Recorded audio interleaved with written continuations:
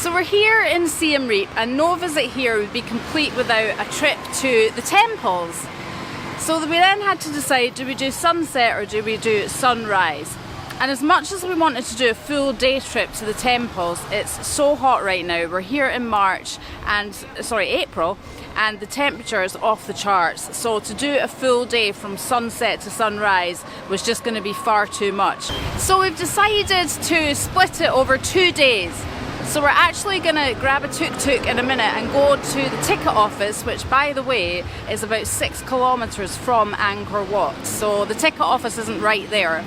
We're going to get our tickets, and I've read that if you get them after 4:45 in the evening, then you can use them that evening to see the sunset and then go back the next day to use it. And we're just going to get a day ticket. You can get 2 or 3 day tickets too. A day ticket is $37 each. And our plan is to go there this evening for sunset, so that is what we're going to do next. We've also got a tour booked for tomorrow. We're getting picked up really early in the morning from Siem Shuttle Tours, which I've read have got really good reviews, and we're going to go there for sunrise, spend a bit of time at the temples, get a tour, and we'll be back in our hotel by 12:30 to cool down in the pool. That is the plan. So let's go and check out sunset.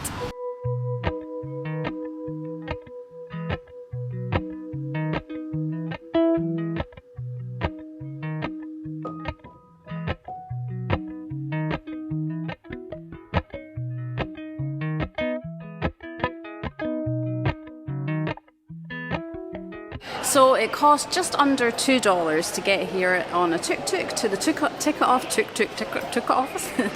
office, and that was using the Pass app, which we highly recommend if you're coming to Cambodia.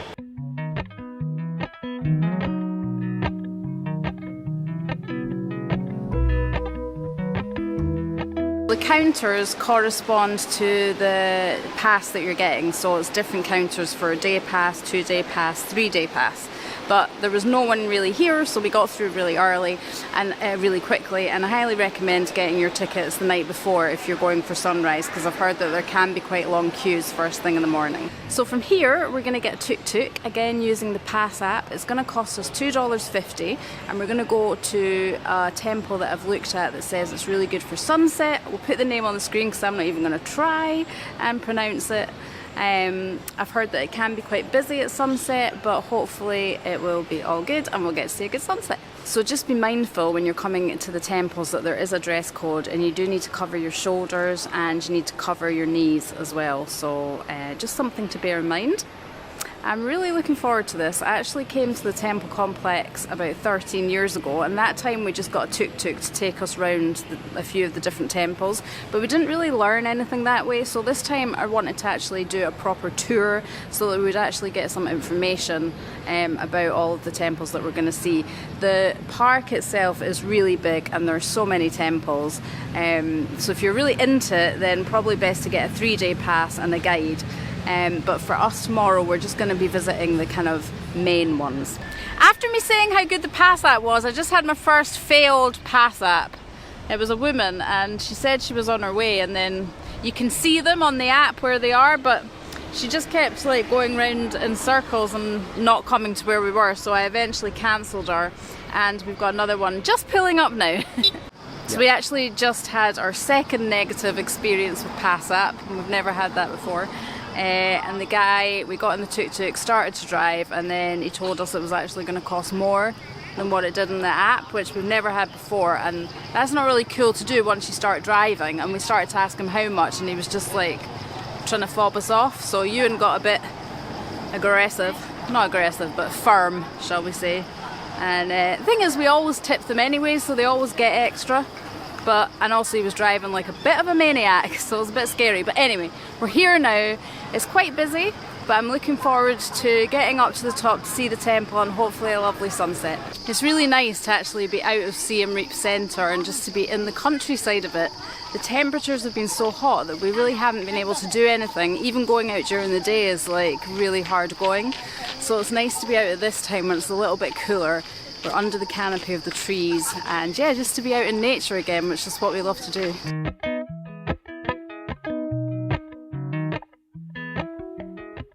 I've no idea how long this walk takes. We've been walking for about 6 or 7 minutes so far, but no idea how much further.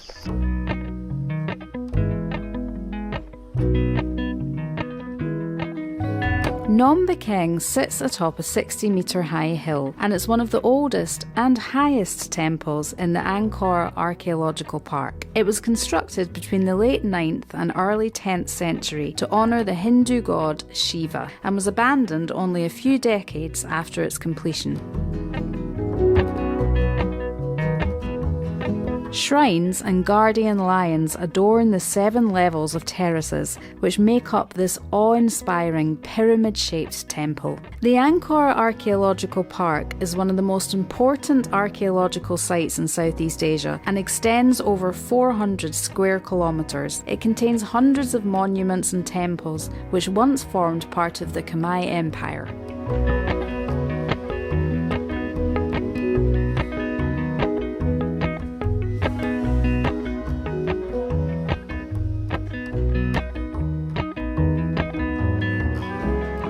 So sadly, we didn't get to see sunset because there was a lot of cloud, and pretty much as soon as we got there, the sun disappeared. So that was a bit disappointing, but it was really nice to be up there nonetheless, because that's not a temple we'll be visiting tomorrow. When we first got up there was loads of people, but as the sun disappeared, lots of people went away, so it was quite nice for the last few minutes. There wasn't many people left up there, and we could have a wee wander around, and it was just like super peaceful. So that's a temple I definitely recommend checking out, because it's got a really lovely view over the countryside. So we're going to have a super early night, because tomorrow we're getting picked up at about 4:20 from our hotel, and we'll be out until about 12:30. So yeah, the alarm is going to be going off early.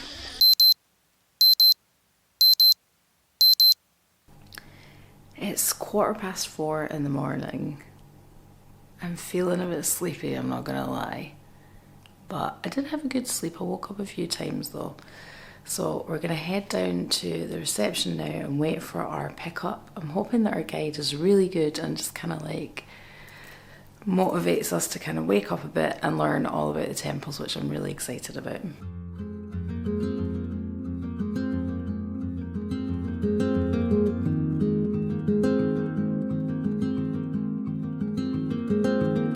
So we're here at the entrance to Angkor Wat, but we had a little bit of a shaky start because we went down to reception and there was someone there waiting to pick us up. I told him my name, and unfortunately his car had broken down, so we actually ended up getting into a tuk-tuk with him. He was a really nice guy, chatting away.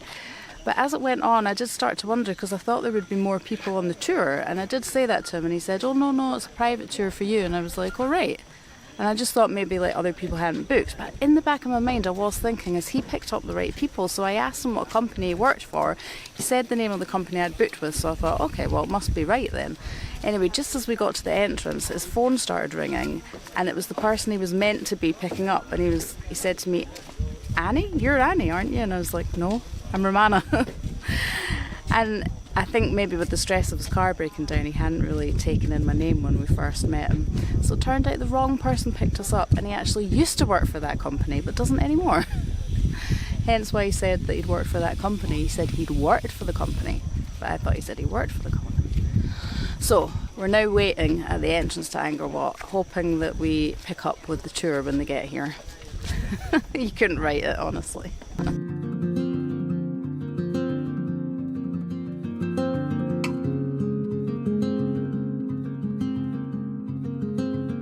We're waiting a little bit further back to see the sunrise, because it's really crowded down there. But I don't think we're going to see much sunrise because it's quite cloudy, but it's nice up here away from all the crowds.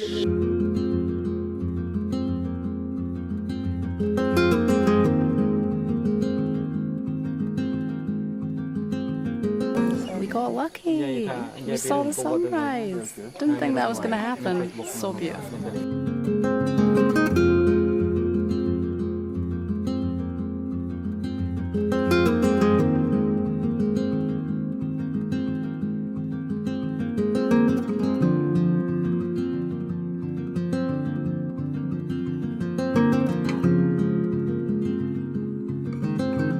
So we've timed it just right, because we're now going to Angkor Wat, the actual temple, and it's a lot quieter now because most people have left because they came for sunrise, so our guide's got it just right. It's amazing that all these carvings were done by hand, and the detail is so intricate. It must have taken them so long to do it. It's so impressive. Also, all the carvings done on all the stones here were done in situ.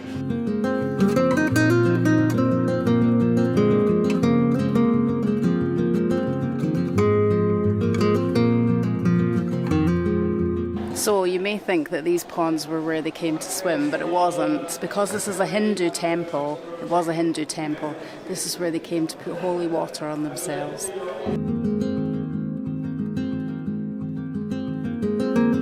So all the stones round about actually came from like the towers. It's kind of bits of stone that have just come off over the years due to war, but also due to the fact that this place actually used to be covered in jungle. And it was actually only about 150 years ago when the French came that it was cleared of jungle and it was able to be accessed like it is today.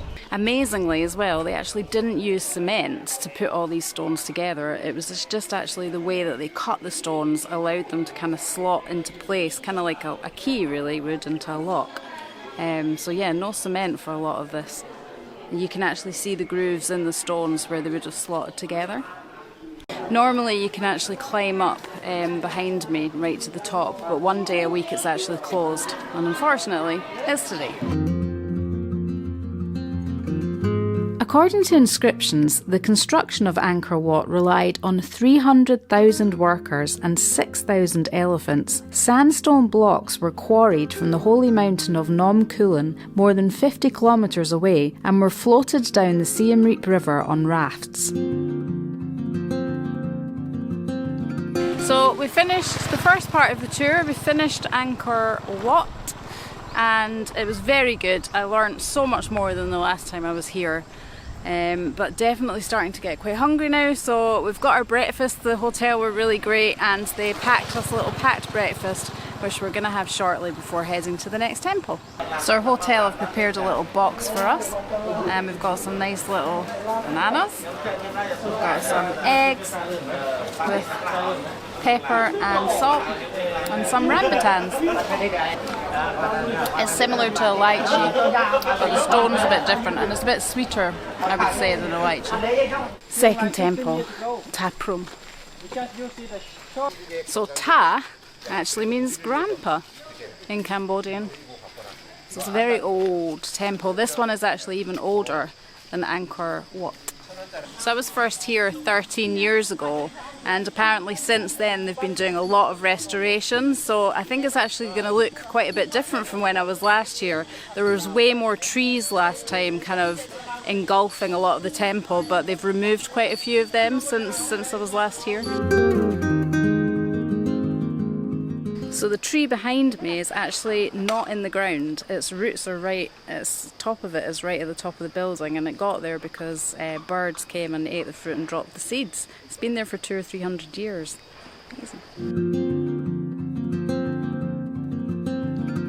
In another couple of years this tree is actually going to be removed. Won't be here anymore.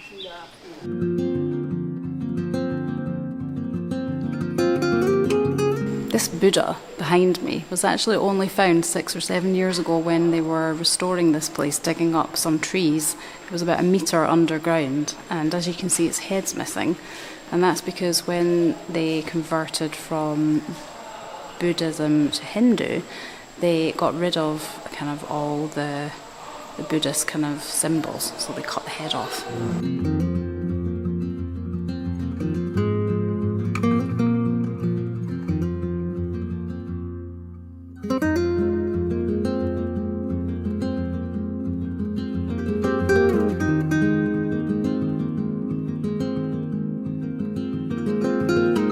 There's a tree here that's recently been cut back to reveal a beautiful lady who was covered for many years.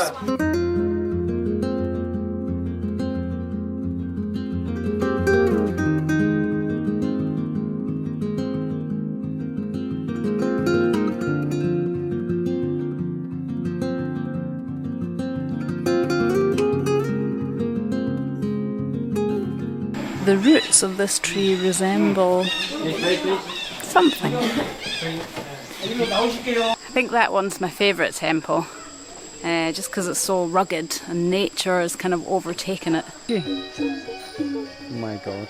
Did you just pick that up, Brett? Wow.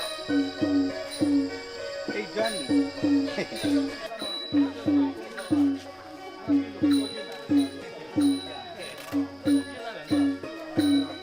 We've now come to the Angkor Complex, and we're seeing our last temple, which is the Bayon Temple. It's so nice. Between each temple, once we've got back in the van, we've been given a really cold bottle of water and a nice cool towel. And I tell you what, in this temperature, it is greatly appreciated.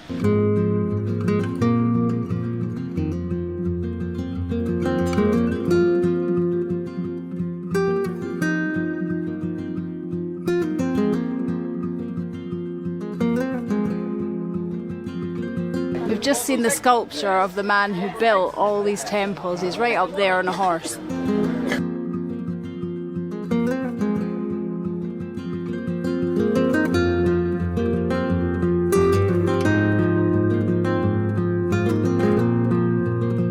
Well, we're back from our tour. The time is 12:30, so we've actually been away for quite a while because we did get picked up at 4:20. So it feels later than it actually is. But I really loved that day, and actually the last temple, the Bayon Temple, was spectacular. And what I really loved was that our guide, Philippe, really took time to explain a lot of the intricate carvings and what they were doing, and it just gave so much more context to things. You know, as I said before, the last time I came, we just got a tuk-tuk driver that took us around the different temples but didn't actually explain anything. Whereas this time with a proper guide, I feel like I learned so much more. So I would highly recommend doing that if you're coming here. And the company that we used, Siem Reap Shuttle Tours, it was actually only $15 each to have that tour for the sunrise. Obviously, you still got to pay for your ticket on top of that to get into the park, but I think that was really, really reasonable. And the guide was brilliant. The Angkor Wat, Angkor Thom, the last one, just unbelievable. Just the craftsmanship that went into the, you know, the building of it, the moving of these massive stones, the intricacy and the detailed work of the carvings, and the stories and the meters and meters of stories along these walls, and the things they did, the entertainment, the food they ate, the wars they fought, all depicted for us to kind of learn and understand how they lived back then. Just unbelievable, yeah. Really worth it. Great guide, great company to go with. I'm glad we're stopping about 1 o'clock because, like, the heat now is incredible, but what a great day. The other thing that was really great about that tour was our tour guide was great at taking photos. He took so many pictures and he knew the best locations for photos, and so that was really great, because if we'd just gone on our own we wouldn't have really been able to do that, get pictures of the two of us, so that was really nice.